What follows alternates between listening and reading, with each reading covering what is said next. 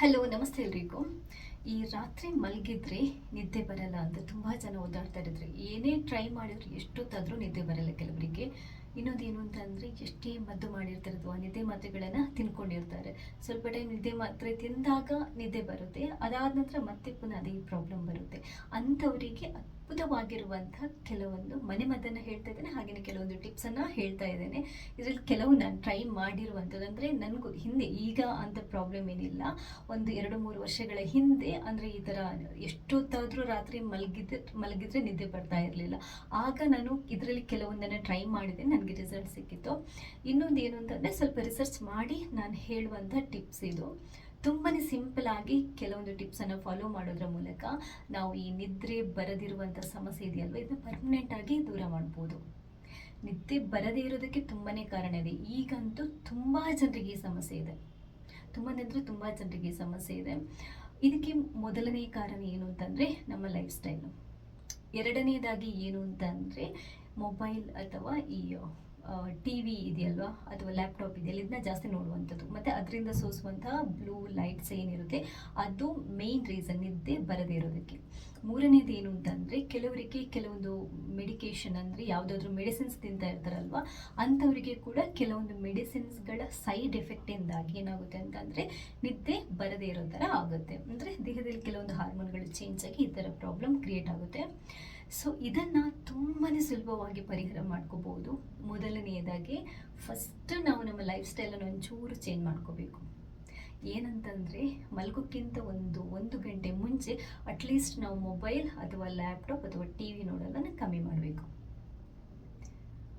ಆಗ ನಮಗೇನು ಅಂತಂದರೆ, ರಾತ್ರಿ ಮಲಗಿದಾಗ ಬೇಗನೆ ನಿದ್ದೆ ಬರುತ್ತೆ. ಆ ಮೊಬೈಲ್ ಇರ್ಬೋದು, ಲ್ಯಾಪ್ಟಾಪ್ ಇರ್ಬೋದು, ಅಥವಾ ಟಿ ವಿಯಿಂದ ಹೊರಸೂಸುವಂಥ ಬ್ಲೂ ಕಿರಣಗಳಿದೆಯಲ್ವ, ಅದು ನಮ್ಮ ಮೈಂಡಲ್ಲಿರುವಂಥ, ದೇಹದಲ್ಲಿರುವಂಥ ಕೆಲವು ಸೆಲ್ಗಳನ್ನು ಆ್ಯಕ್ಟಿವೇಟ್ ಮಾಡಿ ಏನು ಮಾಡುತ್ತೆ ಅಂತಂದರೆ, ನಮಗೆ ನಿದ್ದೆ ಬರದೇ ಇರೋ ಥರ ಮಾಡುತ್ತೆ.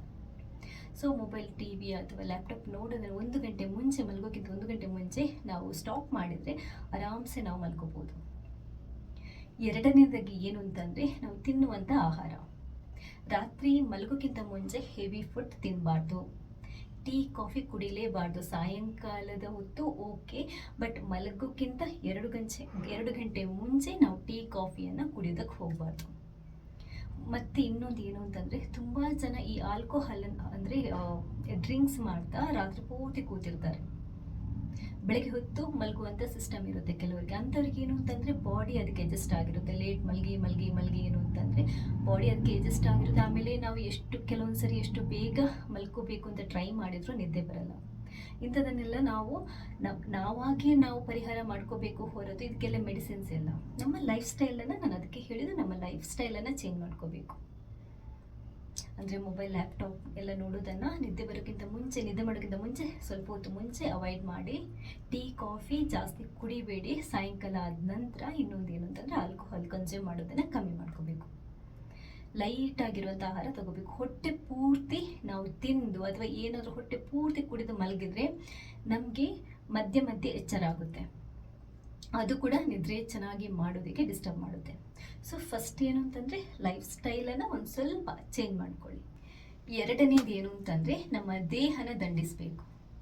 ನೀವು ಬೇಕಾದರೆ ನೋಡಿ, ಈ ಹೊಲದಲ್ಲಿ, ಗದ್ದೆಯಲ್ಲಿ ಅಥವಾ ಕೂಲಿ ಮಾಡ್ತಿರುವಂತಹ ದಿನ ಇಡೀ ಪೂರ್ತಿ ಮೈ ಬಗ್ಸಿ ದುಡಿತಾರಲ್ವ, ಅಂಥವ್ರಿಗೆ ರಾತ್ರಿ ಮಲಗಿದ್ರೆ ತುಂಬ ನಿದ್ದೆ ಬರುತ್ತೆ. ದೇಹನ ದಂಡಿಸಿರ್ತಾರೆ ಅವರು. ನಮ್ಮ ದೇಹಕ್ಕೆ ಒಂದು ಸ್ವಲ್ಪ ಆದರೂ ಆ್ಯಕ್ಟಿವಿಟಿ ಕೊಡಲೇಬೇಕು. ದಿನಕ್ಕೆ ಅರ್ಧ ಗಂಟೆ ಆದರೂ ನಡೆಯುವಂಥ, ವಾಕ್ ಮಾಡುವಂಥ, ಎಕ್ಸಸೈಸ್ ಮಾಡುವಂಥ ಪ್ರಾಕ್ಟೀಸ್ ನಿಮಗಿದ್ರೆ ನಿಮ್ಗೆ ಎಂದೇ ಸಮಸ್ಯೆನೇ ಬರೋದಿಲ್ಲ. ಇದನ್ನು ಫಾಲೋ ಮಾಡಿ, ಖಂಡಿತವಾಗ್ಲೂ ಆರಾಮ್ಸೆ ನಿದ್ದೆ ಮಾಡ್ಬೋದು. ನಾನು ಮೂರನೇದಾಗಿ ಹೇಳುವಂಥದ್ದು ಕೆಲವೊಂದು ಮನೆಮದ್ದು.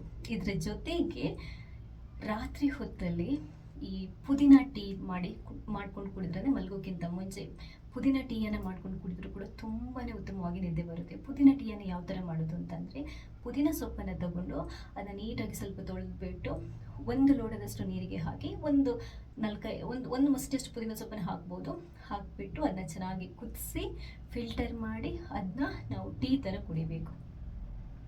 ಪುದೀನ ಸೊಪ್ಪಲ್ಲಿ ಕೂಡ ನಿದ್ದೆಗೆ ಉತ್ತಮವಾಗಿರುವಂಥ ಕೆಲವೊಂದು ಅಂಶಗಳಿರುತ್ತೆ. ಇದು ನಮಗೆ ರಾತ್ರಿ ಮಲಗಿರೋ ಒಳ್ಳೆ ನಿದ್ದೆ ಬರಲಿಕ್ಕೆ ಹೆಲ್ಪ್ ಆಗುತ್ತೆ. ಎರಡನೇದು ಹಾಲನ್ನು ಕುಡಿದು ಮಲಗುವಂಥದ್ದು. ಹಾಲಿಗೆ ಸ್ವಲ್ಪ ಅರಿಶಿನ ಹಾಕಿ ಕುಡ್ಕೊಂಡು ಮಲಗಿದ್ರೆ ಕೂಡ ಒಳ್ಳೆ ನಿದ್ದೆ ಬರುತ್ತೆ ಅಂತ ಹೇಳ್ತಾರೆ. ಇದು ಸೈಂಟಿಫಿಕ್ ಆಗಿ ಪ್ರೂವ್ ಆಗಿರುವಂಥದ್ದು. ಮೂರನೇದಾಗಿ ಇನ್ನೊಂದೇನು ಅಂತಂದರೆ ನಂದು ತುಂಬ ಫೇವ್ರೇಟ್, ಇದು ನನಗೆ ವರ್ಕ್ ಆಗಿರುವಂಥದ್ದು. ಏನಂತಂದರೆ ಸಾಯಂಕಾಲದ ಹೊತ್ತು ಸ್ವಲ್ಪ ಒಣ ದ್ರಾಕ್ಷಿ ಇರುತ್ತಲ್ವ, ನೆನೆ ಹಾಕಿರುವಂಥದ್ದನ್ನು ಅದನ್ನ ತಿನ್ನಬೇಕು. ಮಲಗೋಕ್ಕಿಂತ 2 ಗಂಟೆ ಮುಂಚೆ ಅಥವಾ ಸಾಯಂಕಾಲದ ಹೊತ್ತು ತಿಂದರೂ ಆಗುತ್ತೆ. ಒಂದು 10ರಿಂದ 15 ದ್ರಾಕ್ಷಿಯನ್ನು ನೀವು ಬೆಳಗ್ಗೆ ಹೊತ್ತು ನೆನೆ ಹಾಕಿದರೆ ಸಾಯಂಕಾಲದ ಹೊತ್ತು ತಿನ್ನೋದಕ್ಕೆ ಕರೆಕ್ಟ್ ಆಗುತ್ತೆ. ಸಾಯಂಕಾಲದ ಹೊತ್ತು ಒಣ ದ್ರಾಕ್ಷಿಯನ್ನು ತಿನ್ನೋದ್ರಿಂದ ಕೂಡ ನಿದ್ದೆ ಚೆನ್ನಾಗಿ ಬರುತ್ತೆ ಅಂತಾರೆ. ದ್ರಾಕ್ಷಿಯಲ್ಲಿ ನಮಗೆ ಅಂದರೆ ನಿದ್ದೆ ಮಾಡಲಿಕ್ಕೆ ಸಹಕಾರಿ ಮಾಡುವಂಥ ಕೆಲವೊಂದು ಅಂಶಗಳಿರುತ್ತೆ. ಸೊ ಒಣ ದ್ರಾಕ್ಷಿಯನ್ನು ನೀವು ಸಾಯಂಕಾಲದ ಹೊತ್ತು ತಿಂದರೆ ಕೂಡ ಚೆನ್ನಾಗಿ ನಿದ್ದೆ ಮಾಡ್ಬೋದು. ಹಾಗೆಯೇ ನಿದ್ದೆ ಮಾಡೋಕ್ಕಿಂತ ಮುಂಚೆ ನೀವು ಸ್ವಲ್ಪ ಬಿಸಿ ನೀರಲ್ಲಿ ಸ್ನಾನ ಮಾಡಿ ಕಾಲಿಗೆ ಚೆನ್ನಾಗಿ ಬಿಸಿ ಬಿಸಿ ನೀರನ್ನು ಹಾಕ್ಕೊಂಡು ಮಲಗಿದ್ರೂ ಚೆನ್ನಾಗಿ ನಿದ್ದೆ ಬರುತ್ತೆ. ಇನ್ನೊಂದು ಏನು ಅಂತಂದರೆ ಮಲಗುವಾಗ ಯಾವತ್ತಾದರೂ ಕೆಲವ್ರಿಗೆ ಏನು ಅಂತಂದರೆ ಈ ಮ್ಯೂಸಿಕ್ಕನ್ನು, ಸ್ಲೋ ಮ್ಯೂಸಿಕ್ ಅಥವಾ ಲೈಟ್ ಮ್ಯೂಸಿಕನ್ನು ಕೇಳ್ಕೊಂಡು ಮಲಗುವಂಥ ಅಭ್ಯಾಸ ಇರುತ್ತೆ.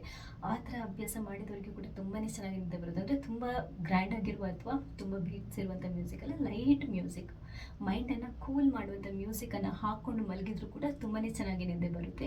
ಇನ್ನೊಂದು ಏನು ಅಂತಂದರೆ ಕೆಲವರು ಹೇಳ್ತಾರೆ ಪಾದಗಳಿಗೆ ಎಣ್ಣೆ ಮಸಾಜ್ ಮಾಡಿಕೊಂಡು ಮಲಗಿದ್ರೆ ಕೂಡ ಚೆನ್ನಾಗಿ ನಿದ್ದೆ ಬರುತ್ತೆ.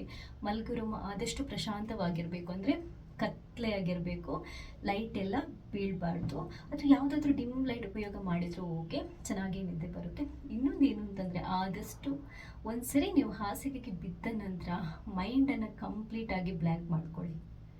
ಮೈಂಡಲ್ಲಿ ಯಾವುದೇ ಥಾಟ್ಸನ್ನು ಇಟ್ಕೋಬೇಡಿ, ಯಾವ ರೀತಿ ಯೋಚನೆಯನ್ನು ಮಾಡಬೇಡಿ. ನೀವು ಯೋಚನೆ ಮಾಡ್ತಾ ಇದ್ರೆ ನಿಮ್ಮ ಮೈಂಡ್ ಆ್ಯಕ್ಟಿವ್ ಆಗಿಯೇ ಇರುತ್ತೆ, ನಿದ್ದೆ ಮಾಡೋದು ಕಷ್ಟ ಆಗುತ್ತೆ. ಮಲಗಿದ ತಕ್ಷಣ ಮೈಂಡನ್ನು ಕಂಪ್ಲೀಟಾಗಿ ಬ್ಲ್ಯಾಂಕ್ ಮಾಡ್ಕೊಳ್ಳಿ. ಈ ಥರ ಮೈಂಡನ್ನು ಬ್ಲ್ಯಾಂಕ್ ಮಾಡಿಬಿಟ್ಟು 1-2-3 ನಿಮಿಷ ನೀವು ದೇವರ ಧ್ಯಾನ ಮಾಡಿದರೂ ಸಾಕು, ಆರಾಮ್ಸೆ ನಿದ್ದೆ ಬರುತ್ತೆ. ಇದೆಲ್ಲ ಟಿಪ್ಸನ್ನು ನಾನು ಟ್ರೈ ಮಾಡಿರುವಂಥದ್ದು. ಯಾಕಂತಂದರೆ ನಾನು ಅಷ್ಟೇ ದಿನಕ್ಕೆ 8ರಿಂದ 10 ಗಂಟೆ ಲ್ಯಾಪ್ಟಾಪ್ ನೋಡ್ತಾ ಇದ್ದೆ. ಇದು ತುಂಬ ಎಫೆಕ್ಟ್ ಆಗಿತ್ತು. ಬಟ್ ಇವಾಗ ತುಂಬ ಕಂಪ್ಲೀಟಾಗಿ ನನ್ನ ಲೈಫ್ ಸ್ಟೈಲನ್ನು ಚೇಂಜ್ ಮಾಡ್ಕೊಂಡಿದ್ದೀನಿ. ದಿನಕ್ಕೆ ಏನಿಲ್ಲದಿದ್ರೂ 1/4ರಿಂದ 1 ಗಂಟೆ ತನಕ ನಡೆಯುತ್ತೇನೆ. ಹಾಗೆಯೇ ದ್ರಾಕ್ಷಿ ಅಂತ, ಒಣ ದ್ರಾಕ್ಷಿನಂತೂ ನಾನು ಡೈಲಿ ತಿಂತೇನೆ. ಇದೆಲ್ಲ ಏನಾಗಿದೆ ಅಂತಂದರೆ ನನ್ನ ನಿದ್ದೆ ಸಮಸ್ಯೆಯನ್ನು ಸಂಪೂರ್ಣವಾಗಿ ಕಮ್ಮಿ ಮಾಡಿದಲ್ಲದೆ ನನಗೆ ವೆಯ್ಟ್ ಕಮ್ಮಿ ಮಾಡಲಿಕ್ಕೆ ಕೂಡ ತುಂಬ ಇದು ಹೆಲ್ಪ್ ಆಗಿದೆ. ಸೊ ಈ ಥರ ಹೆಲ್ದಿ ಆಗಿರುವಂಥ ಲೈಫ್ ಸ್ಟೈಲನ್ನು, ನಾನು ಹೇಳಿರುವಂಥ ಕೆಲವು ಟಿಪ್ಸನ್ನು ಫಾಲೋ ಮಾಡಿದರೆ ಖಂಡಿತವಾಗ್ಲೂ ಅತ್ಯುತ್ತಮವಾಗಿ ನೀವು ರಾತ್ರಿ ಮಲಗಿದ್ರೆ ನಿದ್ದೆ ಮಾಡ್ಬೋದು. ಯಾವುದೇ ಸಮಸ್ಯೆ ಇಲ್ಲದೆ, ಯಾವುದೇ ಮೆಡಿಸಿನನ್ನು ತಗೋಬೇಕಾಗಿಲ್ಲ, ಯಾವುದೇ ಟ್ಯಾಬ್ಲೆಟನ್ನು ತಗೋಬೇಕಾಗಿಲ್ಲ. ವಿಡಿಯೋ ಇಷ್ಟ ಆದರೆ ಲೈಕ್ ಮಾಡಿ, ನೀವು ಮಾತ್ರ ನೋಡೋದಲ್ಲ ಬೇರೆಯವರಿಗೆ ಶೇರ್ ಮಾಡೋದನ್ನು ಕೂಡ ಮರಿಬೇಡಿ. ಫಸ್ಟ್ ಟೈಮ್ ಏನಾದರೂ ನೀವು ನನ್ನ ಚಾನಲ್ ನೋಡ್ತಾ ಇದ್ದರೆ ದಯವಿಟ್ಟು ಸಬ್ಸ್ಕ್ರೈಬ್ ಆಗಿ. ಯಾಕಂತಂದರೆ ಈ ಥರದ ಒಳ್ಳೊಳ್ಳೆ ವಿಡಿಯೋಗಳನ್ನು ನಾನು ಹಾಕ್ತಾನೇ ಇರ್ತೀನಿ. ನೀವು ಸಬ್ಸ್ಕ್ರೈಬ್ ಮಾಡೋದ್ರಿಂದ ನಾನು ನೆಕ್ಸ್ಟ್ ಹಾಕುವಂಥ ವಿಡಿಯೋಗಳ ನೋಟಿಫಿಕೇಷನ್ ನಿಮ್ಗೆ ಬರುತ್ತೆ. ನೀವು ನನ್ನ ವೀಡಿಯೋಸ್ನ ಮಿಸ್ ಮಾಡದೆ ನೋಡ್ಕೋಬೋದು. ಥ್ಯಾಂಕ್ಸ್ ಎಲ್ರಿಗೂ.